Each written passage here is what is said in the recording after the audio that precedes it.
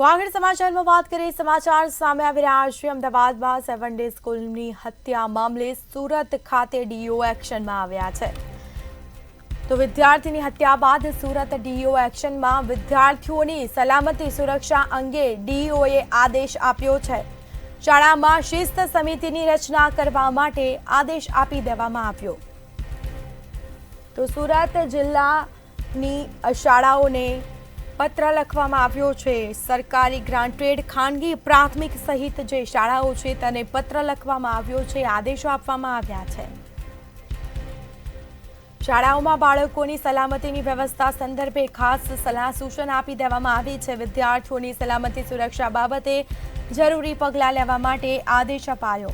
જેમાં શાળામાં શિસ્ત સમિતિની રચના કરવા માટે આદેશ આપી દેવામાં આવ્યો છે। સુરત ડીઈઓએ આદેશ આપ્યો।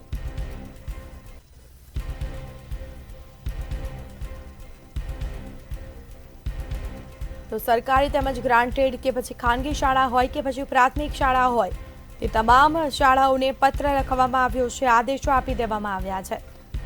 સંવાદદાતા રાબિયા સાલે ફોન લાઈન પર જોડાયા છે। જી, અમદાવાદમાં જે સ્કૂલમાં વિદ્યાર્થીની હત્યાની જે ઘટના બની છે ને તે બાદ સુરતના ડીઓ એક્શનમાં આવ્યા છે, આદેશો આપવામાં આવ્યા છે શાળાઓને, શું વિગત?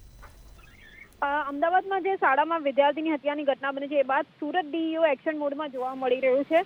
વ્યવહારિક છે કે વિદ્યાર્થીઓની સલામતી અને સુરક્ષાને ધ્યાને રાખીને ક્યાંક ડીઈઓ દ્વારા આ નિર્ણય લેવામાં આવ્યો છે કે કોઈ વિદ્યાર્થી જે છે આ રીતના કોઈ ઘટનાને અંજામ ના આપી શકે। સુરત સહિત જિલ્લાની સરકારી ગ્રાન્ટેડ ખાનગી પ્રાથમિક માધ્યમિક અને ઉચ્ચ માધ્યમિક શાળાઓને પત્ર લખવામાં આવ્યો છે। શાળામાં બાળકોની સલામતીની વ્યવસ્થા સંદર્ભે સૂચનાઓ આપવામાં આવી છે। અભ્યાસ કરતા તમામ વિદ્યાર્થીઓની સલામતી અને સુરક્ષા જાળવવા માટે પણ કહેવામાં આવી છે અને આ પરિપત્ર બહાર પડ્યા બાદ આ પત્ર જે તમામ શાળાઓને મળ્યા બાદ ડીઓના આદેશને પગલે શાળામાં આવતા વિદ્યાર્થીઓનું રેન્ડમ ચેકિંગ કરવાનું શરૂ પણ થઈ ગયું છે। સુરતના જે શાળાઓ છે આ શાળાઓની અંદર આ ચેકિંગ શરૂ થઈ ગયું છે। વિદ્યાર્થીઓ બેગમાં કોઈ ઘાતક હથિયાર લઈને આવતા નથી તે તપાસ કરવા માટે પણ આદેશ આપવામાં આવે છે।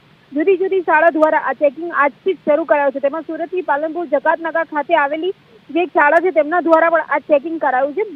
વિદ્યાર્થીઓના જે બેગ છે તેને ચેકિંગ કરવામાં છે। વિદ્યાર્થીઓ કોઈ પણ ઘાતક હથિયાર કે સંબંધિત વસ્તુઓ લઈને આવતા જણાય તો ચોક્કસથી કાર્યવાહી કરવા માટે પણ આદેશ આપવામાં આવે છે। શાળાઓ દ્વારા વિદ્યાર્થીઓના બેગ સહિત વોટર બોટલ સહિત તમામ વસ્તુઓ ચેક કરવામાં આવી રહી છે। જી સ્મિતા, બિલકુલ જાણકારી આપવા બદલ આપનો આભાર।